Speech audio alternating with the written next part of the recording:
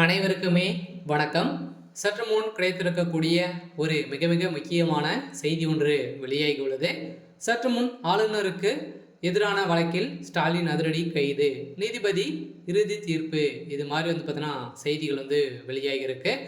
ஏற்கனவே ஆளுநருக்கு எதிரான வழக்கில் துணைவேந்தர் தேடுதல் குழு தொடர்பான விவகாரத்தையும் சேர்த்து உச்சநீதிமன்றம் விசாரிக்க கோரி தமிழ்நாடு அரசு கூடுதல் மனு பார்த்தீங்கன்னா தாக்கல் செய்திருந்தது.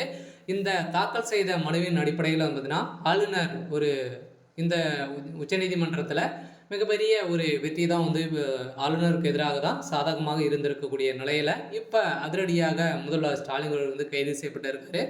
அதனால் அவதூறாக பேசிய ஆளுநரை அவதூறாக பேசிய தமிழ்நாடு அரசும் முதல்வர் ஸ்டாலின் அவர்களும் அவருக்கு ஒரு வார காலங்களுக்கு கைது நடவடிக்கை பார்த்தீங்கன்னா நடத்த போகிறதாகவும் இப்போ நீதிபதி இறுதி தீர்ப்பாக வழங்கியிருக்காரு. இதை பற்றி இந்த வீடியோவில் பார்க்கலாம். அதுக்கு முன்னாடி நம்ம சேனலுக்கு இப்போ தான் நீங்கள் முதல் முறையாக வந்திருக்கீங்க அப்படின்னா மறக்காமல் நம்மளுடைய சேனலை சப்ஸ்கிரைப் பண்ணிக்கோங்க. வாங்க வீடியோக்குள்ளே போகலாம்.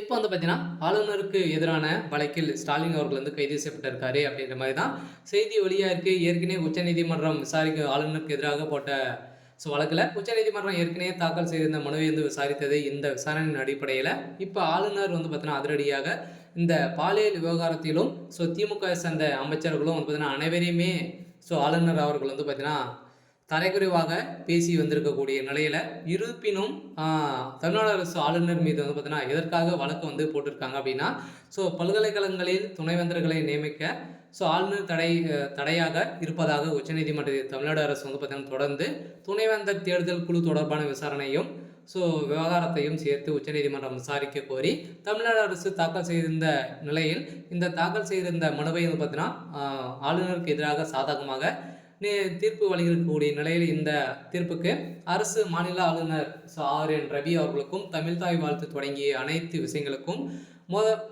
முதல் போக்கு நீடித்து வருகின்ற நிலையில் இது போன்ற சூழ்நிலை ஆளுநர் RN ரவிக்கு எதிரான தமிழ்நாடு அரசு தரப்பில் உச்சநீதிமன்றத்தில் 2 ரிப்போர்ட் மனுக்கள் முன்னதாக தாக்கல் செய்யப்பட்டது. அதே போன்று கடந்த வாரமும் ஒரு புதிய ரிப்போர்ட் மனு தாக்கல் செய்யப்பட்டிருந்த நிலையில் தான் இந்த மனுக்களை அனைத்தையுமே கடந்த 17ஆம் தேதி விசாரித்த உச்சநீதிமன்றம் இந்த வழக்கை ஒரு வாரத்திற்கு ஒத்திவைத்திருந்தது.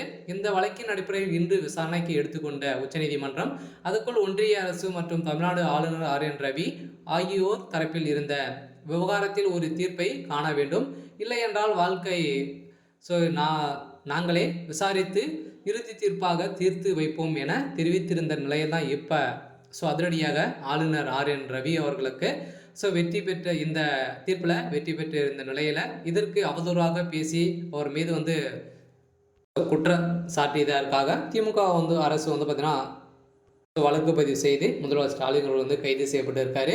சரி, ஓகே. இன்னைக்கான அப்டேட் இதுதான். மறக்காமல் நம்மளுடைய சேனலை சப்ஸ்கிரைப் பண்ணி தேங்க்யூ.